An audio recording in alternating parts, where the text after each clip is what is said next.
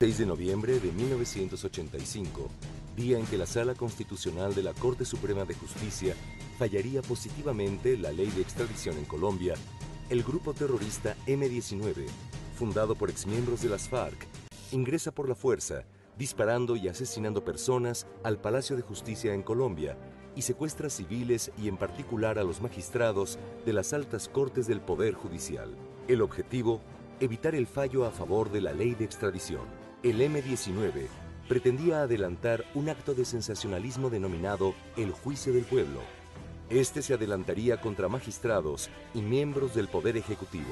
Su misión, quemar todos los expedientes contra narcotraficantes que estaban vinculados a potenciales extradiciones y lograr un triunfo publicitario en medios de comunicación equivalente pero en mayor escala al obtenido en la toma de la Embajada de la República Dominicana años atrás. El ejército colombiano, con ayuda de la Policía Nacional, adelanta un operativo con el objetivo de rescatar el mayor número de secuestrados. El coronel Luis Alfonso Plazas Vega, como comandante de una unidad táctica, la Escuela de Caballería, recibe la orden explícita de adelantar el esfuerzo principal, ingresando con tanques al Palacio de Justicia. Pedir que no se me acerquen mucho porque todavía hay resistencia en ese sector. En el segundo lugar, quiero manifestarles que la situación está perfectamente controlada. El comandante de la 13ª está adentro dirigiendo las operaciones. Los comandantes de 3 de las unidades están también adentro dirigiendo las operaciones. Hemos tenido algunas bajas, pero la gran mayoría de las bajas son de ellos y sobre todo hemos rescatado la casi totalidad, yo creo que la totalidad de los rehenes que se encontraban vivos. Resulta paradójico, coronel, pensar que usted fue comandante de la Escuela de Caballería y hoy se encuentra en la Escuela de Infantería, pero no como comandante. Se encuentra acusado de un delito grave. ¿Cómo ve usted sus años de militar activo, toda vez que usted fue más de academia que de fuerza? Yo siempre he comentado que mi vida militar transcurrió entre las actividades académicas y las de orden público. Yo pocas actividades de otro tipo tuve. Y me siento muy orgulloso de mi carrera militar. Es una paradoja que después de la labor que se cumplió con el uniforme puesto y bajo banderas, no sea compensada adecuadamente, sino esté yo aquí por cuenta de una justicia colombiana que está totalmente desbaratada. Un aparato de justicia que comenzó a perder homogeneidad, comenzó a perder intelectualidad a partir de los hechos nefastos de ese noviembre de 1985. Usted lo ha dicho, Leonel, el interés de los violentos en aquella oportunidad era acabar con la justicia, y en buena parte acabaron con la justicia. Todavía hay jueces, y yo digo que todavía son la mayoría, jueces honorables, pero hay tal cantidad de infiltración de funcionarios judiciales que están contaminados con narcotráfico y con terrorismo, que eso le ha hecho un daño enorme a la justicia, y la justicia tiene que tratar de reivindicarse y tratar de reorganizarse. El caso mío es un caso vergonzoso. Pase lo que pase con la situación mía, la verdad siempre se conocerá, ya se conoce. Ya los colombianos saben que con lo que está pasando conmigo es una terrible injusticia. El magistrado que me dio la absolución, que después hizo un salvamento de Botox, es el doctor Lara Acuña. Hay un montaje en mi contra. Y ese montaje no es en contra del coronel Plazas, ese montaje es en contra del Ejército Nacional. Y yo no soy la única víctima, soy la víctima más visible en este momento. Pero son miles de oficiales, de suboficiales, de soldados profesionales de las diferentes fuerzas que están privados de la libertad en condiciones infrahumanas y siendo inocentes. ¿Cuál es el principal derecho, además de la libertad, que le ha violado a usted, coronel? Bueno, la violación de mi libertad no tiene nombre. Llevo 8 años y 4 meses privado de la libertad por un delito que no solo no cometí, sino que en la época de los hechos no existía. Esta es la violación aterradora del principio de legalidad. Entonces, ¿qué hace la fiscal Buitrago? Que fue la fiscal que ha debido investigar y no investigó. Ella llegó fue con una consigna a hacerme el daño. Lo he comprobado en todas las formas. Ella dijo que yo había secuestrado unas personas, que yo había secuestrado 11 personas y que las había mantenido ocultas hasta el año 2001. Y en el año 2001, entonces las había desaparecido. Y entonces me condena por el delito, o me acusa por el delito de secuestro, me priva de la libertad por el delito de secuestro, supuestamente cometido entre 1985 y el año 2001. Y en el año 2001, por el delito de desaparición forzada. Este proceso es una venganza del narcoterrorismo. Este proceso no es un proceso judicial con garantías para el imputado. Es un proceso montado sobre testigos falsos. La fiscal Ángela María Buitrago debe ser investigada por violación del debido proceso y prevaricato. Entre otros delitos, esta funcionaria ha montado el proceso aceptando como pruebas falsos testigos fabricados por la misma fiscalía, nutriéndose de delincuentes con largas condenas a los que se les ofrecen beneficios económicos e inclusive la libertad por declarar en contra del coronel Luis Alfonso Plazas Vega. Hay dos falsos testigos, fabricados por la fiscal, que son a la fecha la piedra angular del proceso judicial. Ellos son Edgar Villarreal, cuyo verdadero nombre es Edgar Villamizar, pero que en su declaración aparece señalado como Edgar Villarreal. La cédula y la firma no coinciden con el nombre del declarante, corresponden a Edgar Villamizar. Edgar Villarreal no aparece en los archivos del Ejército. Edgar Villamizar trabajó como funcionario de la Fiscalía, perteneciendo al Cuerpo Técnico de Investigación, CTI, hasta fecha reciente, lo cual lo inhabilita para ser aceptado en un juicio como testigo por ser empleado subordinado del ente acusador, la Fiscalía. Edgar Villamizar es un cabo retirado del Ejército que nunca perteneció a la Escuela de Caballería, de acuerdo a los archivos del mismo. Para la fecha de los hechos, pertenecía a una unidad del Ejército ubicada en el municipio de Granada, Meta, y por ende no pudo haber participado en la operación del Palacio de Justicia en Bogotá, Colombia. Nunca ha comparecido físicamente a las audiencias durante el juicio. La supuesta prueba es una declaración escrita adelantada en una inspección judicial e ilegalmente llevada a cabo en la Escuela de Caballería, pues se llevó a cabo sin presencia de los abogados ni del acusado, lo cual viola las leyes procesales colombianas. El otro caso es el de Tirso Sáenz, quien es un cabo retirado del Ejército que no aparece dentro de los archivos de esta institución como participante en la operación del Palacio de Justicia. Se encuentra en la cárcel de Cómbita, pagando condenas que suman más de 102 años de prisión. Sus delitos incluyen homicidio agravado, concierto para delinquir, falsedad en documento, hurto y lesiones personales. Para la fecha de los hechos del Palacio de Justicia, se encontraba detenido por hurto y en consecuencia era imposible que hubiese podido ser testigo.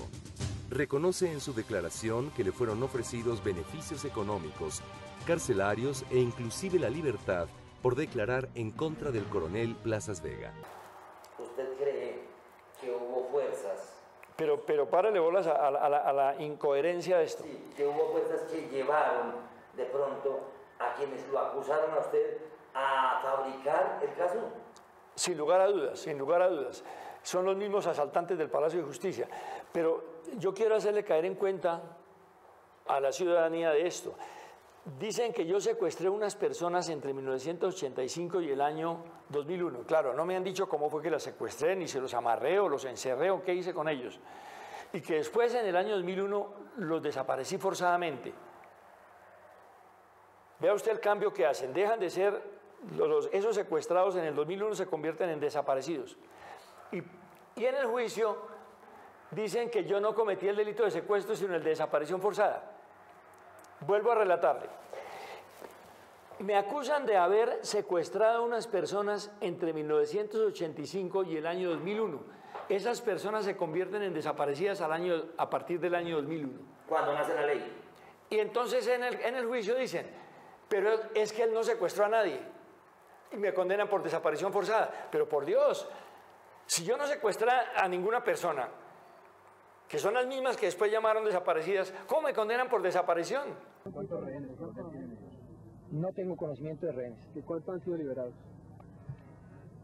Esa información no la tengo porque el personal que iba siendo evacuado, que iba saliendo, los rehenes que íbamos sacando, los íbamos entregando al 2 de la brigada, quien está ejerciendo un control. Posteriormente, cuando mi general termine la operación, él les dará la información oficial.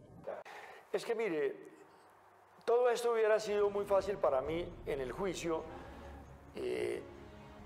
y seguramente hubiera salido absuelto desde el mismo juicio si no hubiera habido lo que yo creo, lo que yo presumo que fue una consigna de condenarme. Porque en el juicio a mí no se me dio la oportunidad de defenderme. Yo me estoy defendiendo hace unos años en los medios de comunicación y a través de lo que se escribe, lo que escribo. Esta es mi defensa, esta es mi defensa, esta es mi defensa, esta es mi defensa. Este es el libro del magistrado que en la segunda instancia dice que soy inocente. Esta es mi defensa. Este es un libro de mi señora, esta es mi defensa. Estos son los folletos que he publicado, esta es mi defensa. Yo me he tenido que defender en esa forma porque a mí no me dieron la palabra para defenderme en un juicio. No conozco un caso igual. ¿Cómo me condenan si no me han dado la oportunidad de defenderme? ¿Sus abogados qué dicen al respecto de eso? Aterrados, pero es que no solo mis abogados. Todo el que se acerca al proceso mío se queda aterrado. Es que aquí no ha habido tipicidad porque el delito de desaparición forzada no estaba tipificado cuando los hechos del Palacio de Justicia. En el 85 no estaba tipificado.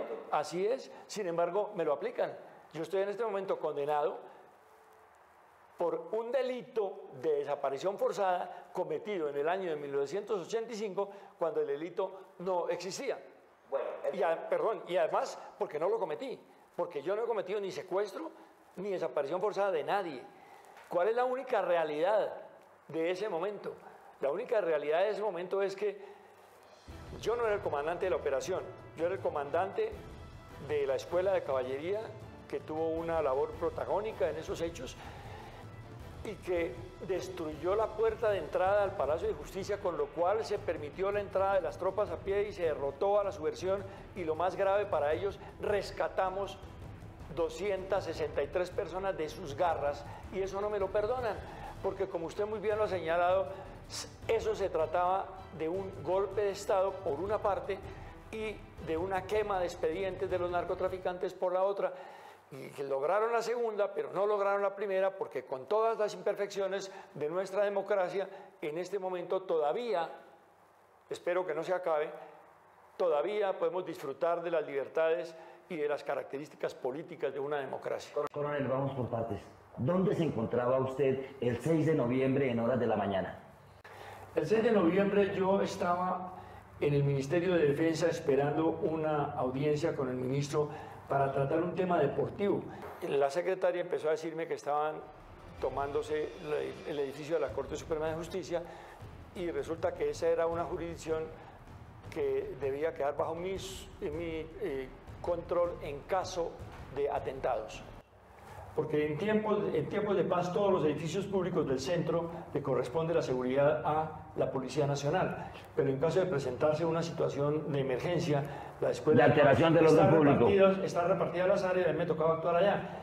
Entonces, ¿a usted le tocaba actuar bajo órdenes de quién, coronel? Del general Jesús Armando Arias Cabrales, que era mi jefe. Él era el comandante de la brigada y fue el comandante de la operación. Cada cosa que usted hizo ese día tenía, digamos, si no el visto bueno, porque sabemos que es un momento en el que hay que tomar decisiones, porque es un momento crucial para el país, pero esas decisiones que usted tomó, para bien o para mal, ese día, ¿fueron ordenadas por el general Cabrales? Estaban encuadradas dentro de los planes vigentes y bajo las órdenes y supervisión del comandante de la brigada. ¿Alguna vez hicieron eso que ustedes llaman plan defensa previo a la toma del Palacio de Justicia? Claro, no, del Palacio de Justicia no, de cualquier edificio, porque no se hace un plan sobre un objetivo específico, sino en caso de que pase una cosa de esta, se hace un ejercicio académico de qué era lo que habría que hacer. Y los vehículos blindados se utilizan en los combates en localidades. Por esa razón, la Escuela de Caballería fue la que tuvo que actuar. Cuando yo salí con mis tropas de la Escuela de Caballería, porque yo desde allí, desde el Ministerio, llamé por radio a alistar las tropas y me desplacé en carro desde el Ministerio hasta la Escuela de Caballería. Cuando llegué a la Escuela de Caballería, las tropas estaban ya formadas. ¿Usted iba dentro de los tanques cuando ingresó al palacio? Iba en uno de los vehículos blindados, sí. El coronel, personalmente, junto con sus tropas, ingresan y rompen la resistencia del grupo narcoterrorista. Plazas Vega fue el primer comandante de unidad táctica en ingresar al Palacio de Justicia. Sin embargo, no era el comandante de la operación, ni tampoco el único oficial con responsabilidades de mando dentro de la misma. El coronel Luis Alfonso Plazas Vega, como comandante de una unidad táctica, participó cumpliendo funciones estrictamente de combate y jamás tuvo competencia ni autoridad sobre el manejo de los rescatados. Una vez los rescatados eran sacados de la zona de combate dentro del Palacio de Justicia, pasaban a ser responsabilidad de los organismos de inteligencia del Estado, entre ellos Inteligencia Militar, la Policía Nacional y el Departamento Administrativo de Seguridad, DAS. Hasta allí llegaba la responsabilidad operativa de Plazas Vega. Eso fueron muchas horas, estamos hablando de que fue el 6 y 7 de noviembre. Durante esas horas, ¿usted tuvo algún contacto con Belisario Betancur telefónicamente, por radio? No, ninguno. Si uno no tiene por qué tomar contacto con persona diferente que su comandante inmediato. ¿Alcanzó usted a ver a los magistrados vivos? Es que uno entra a una situación como esta sin saber quién es quién. Y las tropas empiezan a rescatar a las personas que van encontrando de manos del M-19 sin saber quién es. Uno no sabe si el señor que hay que rescatar es un magistrado o es su conductor, y no nos interesa eso. Hay que rescatar un ser humano que lo tienen de rehén y que está corriendo peligro su vida. Y eso es lo que se hizo con 263 personas. Y hágame el favor, yo le pregunto a tantas personas, ¿ha rescatado a alguien? ¿Se ha jugado la vida? Usted, ciudadano colombiano que me escucha, ¿se ha jugado la vida por rescatar, sacar con vida a una persona? Lo que es eso, entregaron la vida de uno, la orfandad de sus hijos, la viudez de su esposa, correr ese riesgo por salvarle la vida a alguien. Pues sacamos 263 personas y en cualquier otro país eso hubiera tenido un premio enorme. El premio que me han dado a mí es tenerme aquí encerrado. Coronel, aquí hay una paradoja grandísima. Claro, porque usted acaba de decir algo que es clave, y es usted arriesgó la orfandad de sus hijos, claro, la viudez de su esposa. Sí, señor. ¿Y no lo está viviendo en este momento de alguna manera? Y en este momento estoy privado de mi libertad. ¿Qué país es este? Lo que pasa es que están mandando los asesinos. No se le olvide a usted que el M-19 fue creado por las FARC y el narcotráfico. La decisión que hay en este momento de parte de las fuerzas regulares, ¿cuál es? Mantener la democracia, maestro. Aquí no van ellos a asustarnos ni a atentar contra ninguno de los poderes, ni contra ninguna de las ramas del poder público. En este momento esto es un atentado contra la rama jurisdiccional, y eso hay que dejarlo muy claro, que el ejército está en condiciones de mantener todas las ramas del poder público funcionando, porque esto es una democracia y para eso estamos, para hacerla respetar. La famosa frase hasta hoy, ¿qué significa para usted la frase defendiendo la democracia, maestro? Sencillamente la dije en forma espontánea, y no es otra cosa que la función del ejército en un país como el nuestro. Su función es mantener el sistema democrático, que en ese momento estaba en peligro. Era tan elemental la respuesta que la contesté con cierta sorna, y por eso le agrego la palabra maestro. Le digo, pues defendiendo la democracia, manteniendo la democracia. No, y es que en ese momento no está eso es lo que estamos haciendo. Y en ese momento no está caliente, me imagino. Eso era lo que estábamos haciendo. Por eso la frase tuvo tanta acogida entre los demócratas y tanto escozor entre los enemigos de la democracia. Después de 2 días de intenso cruce de fuego entre las tropas y los secuestradores, el ejército colombiano logra rescatar más de 260 personas, entre ellas 40 magistrados que se encontraban como rehenes del grupo terrorista. M-19 alcanza a asesinar a algunos de sus rehenes, entre ellos personal civil administrativo y también magistrados que no alcanzaron a ser rescatados por las tropas. Prenden fuego al gigantesco Archivo Nacional Judicial de la Corte, donde se encontraban todos los expedientes de los extraditables, generando un incendio en el que las llamas se apoderan de la edificación, creando una tragedia de proporciones indescriptibles. Al final del trágico holocausto y del devastador balance de lo sucedido, y con más de 100 personas asesinadas, se genera una enorme controversia y cuestionamiento sobre lo que pudo haber ocurrido con 11 personas, cuyos cadáveres jamás llegaron a sus familiares. Son consideradas y reclamadas como los desaparecidos del Palacio de Justicia. ¿Cómo se fraguó? Porque usted dice que sí hubo participación del cartel de Medellín en la toma del Palacio de Justicia. ¿Cómo se fraguó? Pablo Escobar es una gran amistad con Iván Marino Espina. Cuando Pablo Escobar y José Gonzalo Rodríguez Gaza y el clan Ochoa matan a Rodrigo Lara Bonilla, el M-19 en el 84 llevan a Pablo Escobar a Panamá. Después, cuando Pablo Escobar descubre que Manuel Antonio Noriega lo quiere entregar, el M-19 lleva a Pablo Escobar a Nicaragua.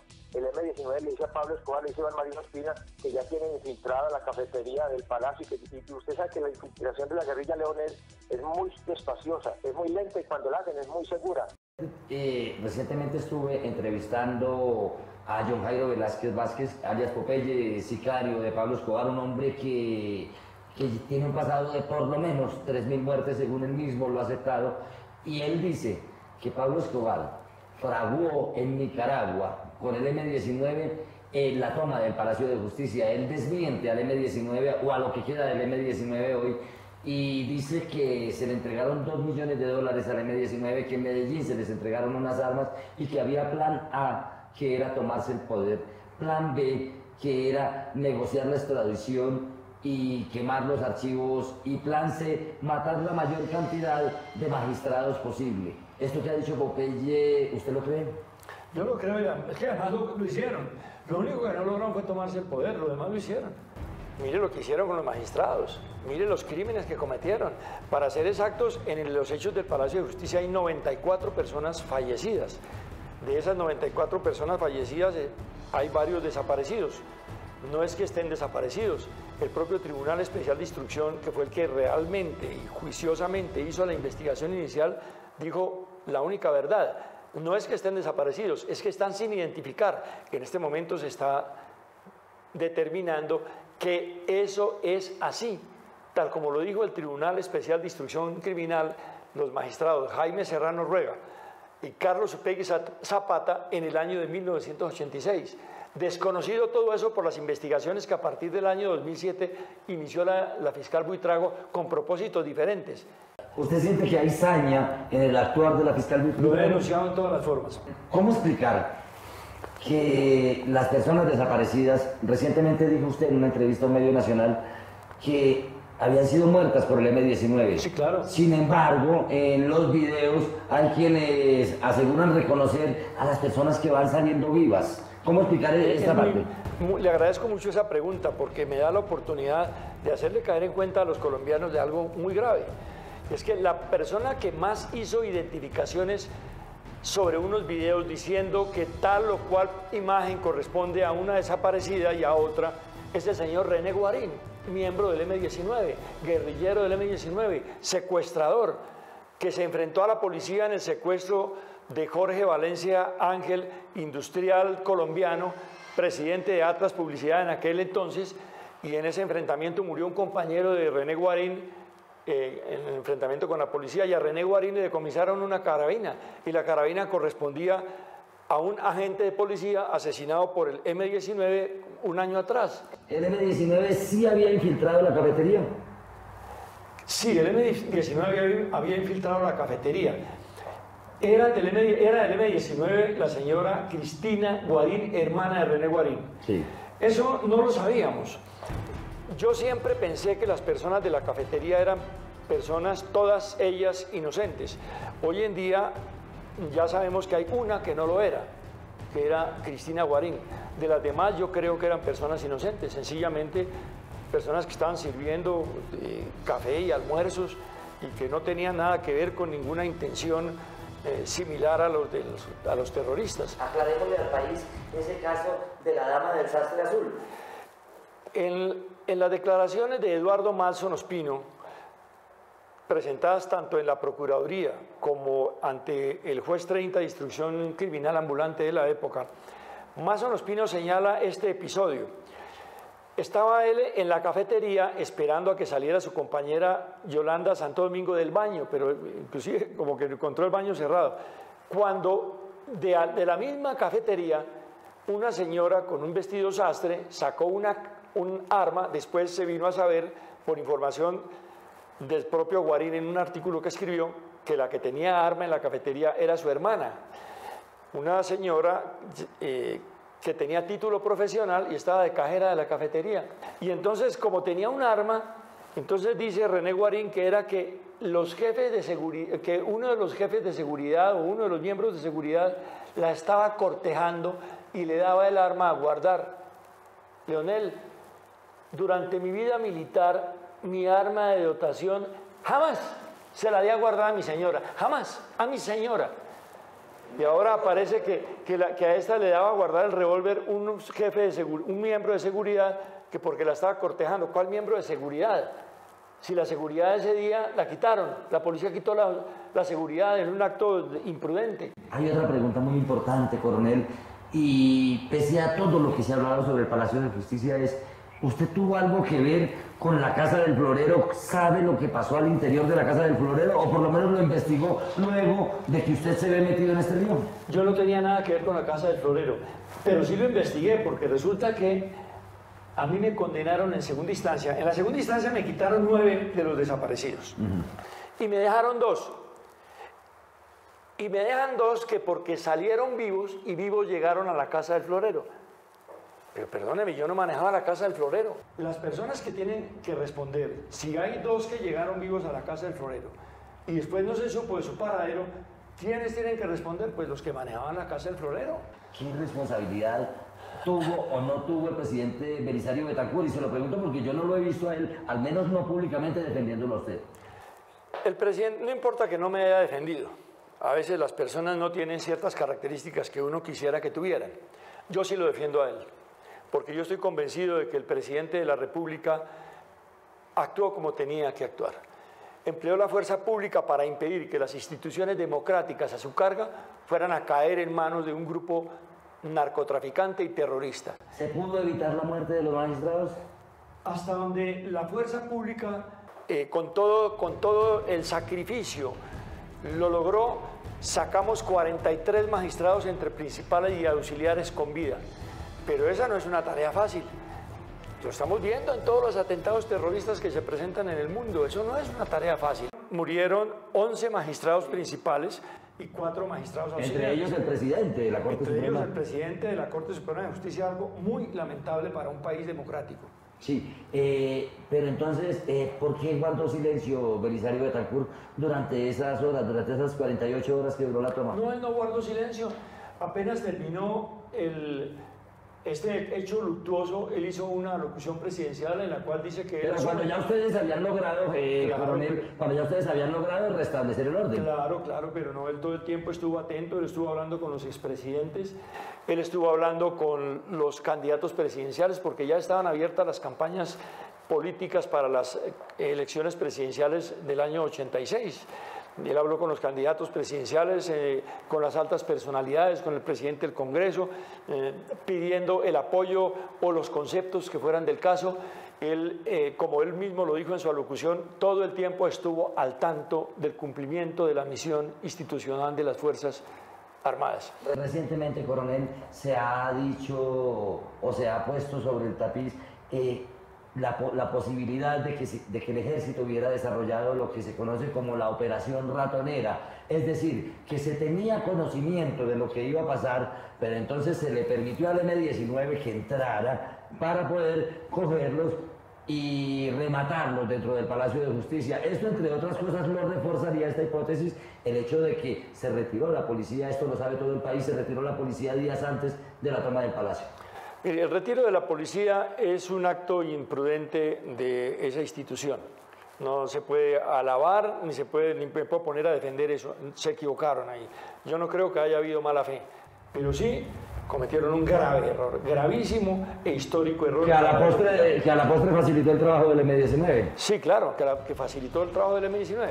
Pero pensar que la fuerza pública o el Estado colombiano, sabiendo que el asalto se iba a llevar a cabo, no hubiera hecho nada para después coger a los bandidos y acabarlos como si fuera una ratonera, Eso no cabe sino en la imaginación de los bandidos. De modo que quien diga eso es una persona que está más bien vinculada a los asaltantes que a un aparato estatal que lo que busca es que esas cosas no se presenten. Aquí cabe un refrán colombiano que todos conocemos, y es que cada ladrón juzga por su condición. El que está diciendo que hubo una ratonera, yo creo que es un bandido que está con los asaltantes. Hace apenas 15, 20 días aparece el fiscal general de la Nación en una investigación que lleva 30 años y hasta ahora viene a encontrar, justo cuando se van a cumplir 30 años del holocausto del Palacio, aparece que encuentran unos cadáveres de los que famosamente, supuestamente estaban desaparecidos. Coronel, pues llama la atención porque la gente dice, pero no pudo la Fiscalía en los 30 años anteriores y justo 15 días antes de que se conmemoren los 30 años, ahí sí vienen a aparecer los cadáveres en un cementerio de Bogotá. ¿No les llama mucho la atención esto?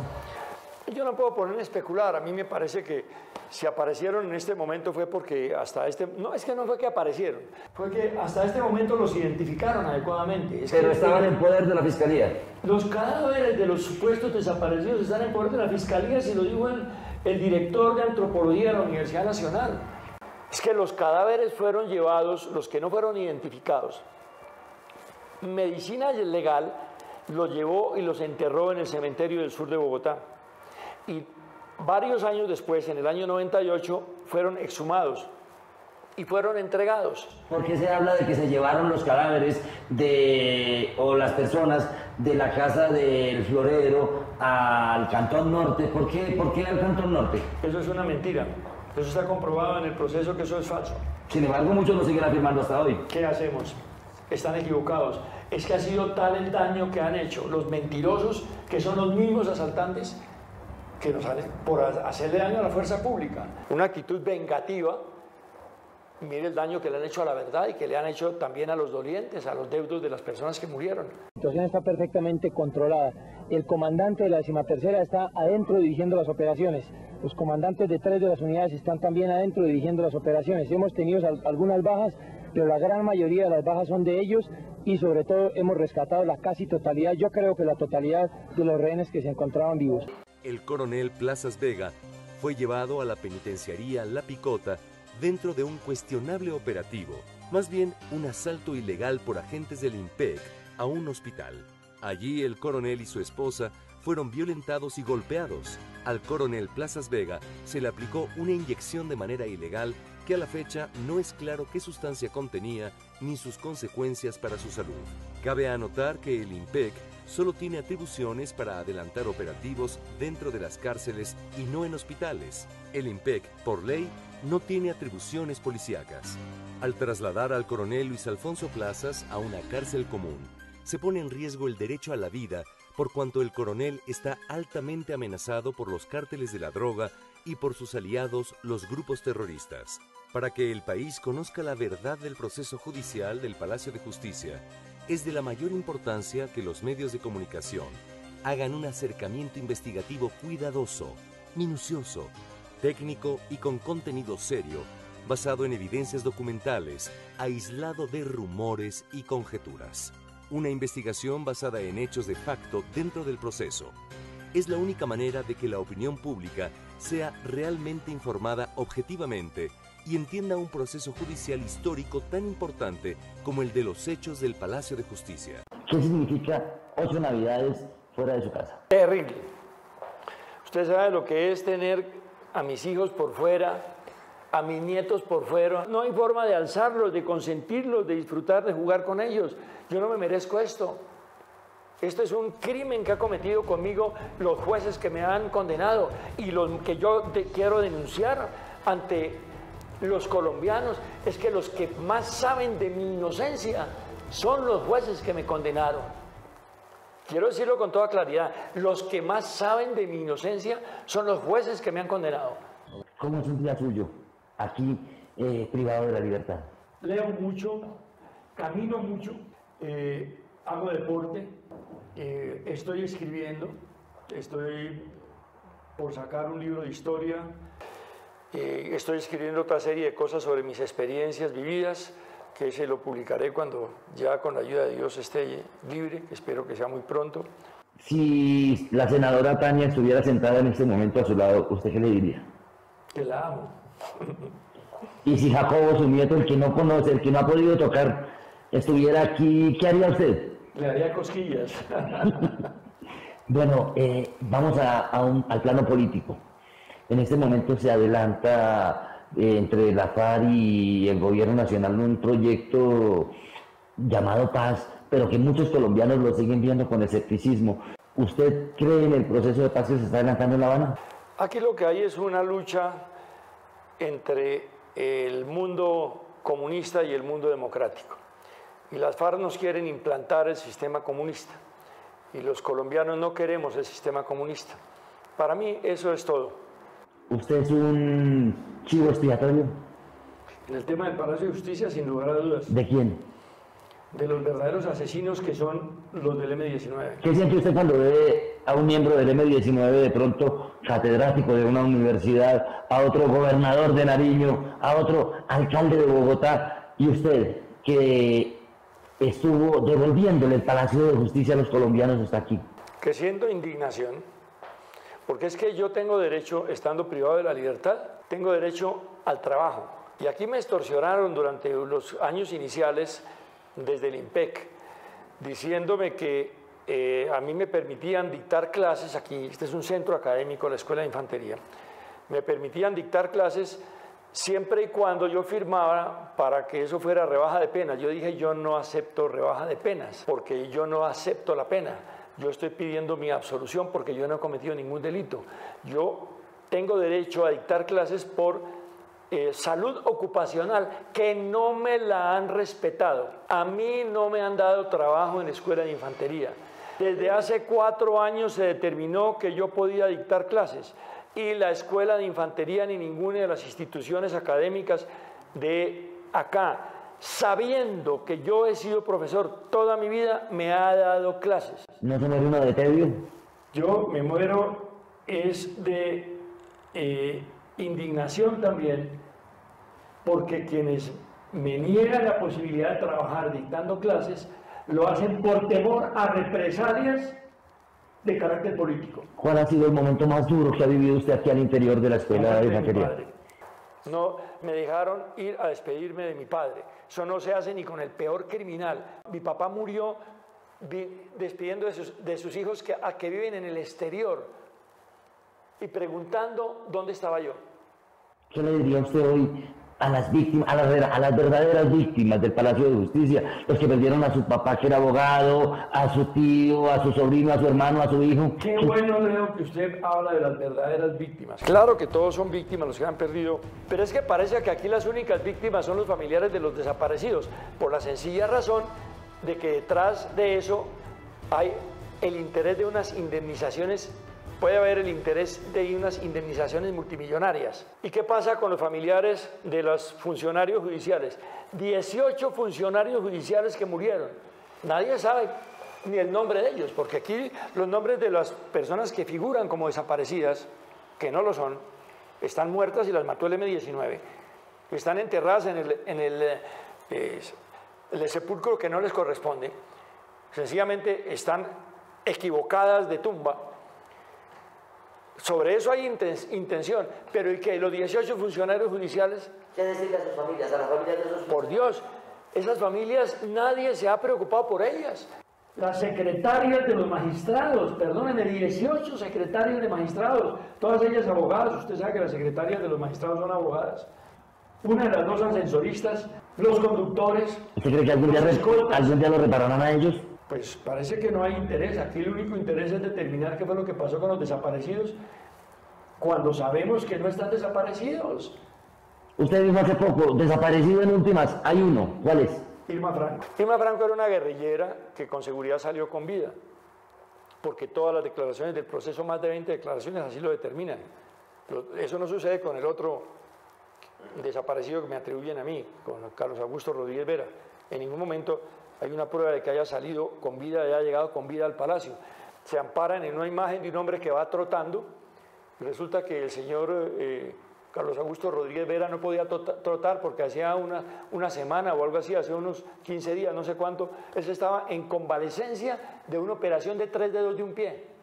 Entonces, la señora Irma Franco sí llegó a la casa del florero. Bueno, alguien de ahí en adelante no les interesa investigar, que la investigación no llega sino hasta ahí. No, ¿y por qué tantas personas que estábamos allí comandando tropas, por qué se orienta todo contra el coronel Plazas? Porque ninguno de los demás fue director de estupefacientes, ni le quitó bienes a los narcotraficantes. Es que los que están manejando todo eso tras bambalinas son los narcotraficantes. Cartel del Valle, cartel de Medellín. ¿Todos los carteles? ¿Usted le quitó bienes a todos los carteles mientras estuvo en estupefacientes? 2 años y medio de lucha en las cuales le quitamos los bienes al narcotráfico bajo la dirección del presidente Álvaro Uribe Vélez y el doctor Fernando Londoño Hoyos. Esa fue mi tarea y a ellos les cumplí, le cumplí a la nación y aquí estoy pagando las consecuencias. Los bandidos me tienen aquí preso mediante calumnias, mediante falsos testimonios, mediante falsos testigos, mediante todas las sinvergüencerías que pueden haber en un proceso penal. ¿Usted cree que pronto, por lo menos, un ejemplo, usted y yo que somos amigos, nos podremos tomar un tinto tranquilos en alguna cafetería de Bogotá? Dios quiera, yo creo que sí, confiando en Dios. Tengo mucha fe en los magistrados de la actual Corte Suprema de Justicia. Pues coronel, muchas gracias por esta entrevista, Dios lo bendiga y ojalá por el bien de las víctimas, por el bien de usted, por el bien del país, se conozca toda la verdad y usted pueda volver a abrazar a ese nieto que no, o por lo menos a sus hijos, y abrazar al nieto que no conoce. Claro. Sí, son 4, pero hay uno que no conoce. A todos los 4, especialmente al último. A Jacobo. Sí, tengo 4 nietos. Señor, Dios lo bendiga. Dios lo bendiga a usted, Leo, también. Un saludo muy cariñoso a toda la gente de los Llanos Orientales, cuya capital es Villavicencio. Muchas gracias, Leo.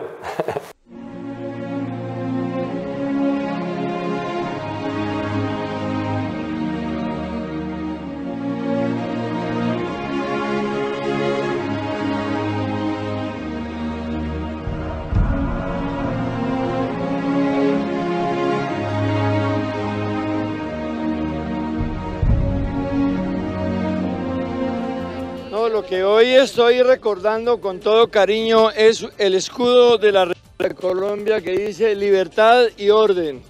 Eso es lo que llega en este momento a mi memoria. Les agradezco mucho. Quiero reiterarle a los medios de comunicación mi reconocimiento. Ustedes son la mejor expresión de la democracia colombiana. Mientras los medios de comunicación, mientras los reporteros, mientras los camarógrafos, los fotógrafos, los redactores, mientras todas las personas que giran alrededor de la prensa existan en una nación, la democracia está salvada. Ustedes han expresado en la forma como lo han venido captando todo lo que yo he tenido que vivir a lo largo de 8 años y 5 meses. En este momento la realidad está bastante clara, totalmente decantada. Estoy libre por disposición del más alto tribunal de la República de Colombia, la Corte Suprema de Justicia, y estoy muy agradecido con todos ustedes, muchachos, muy amables.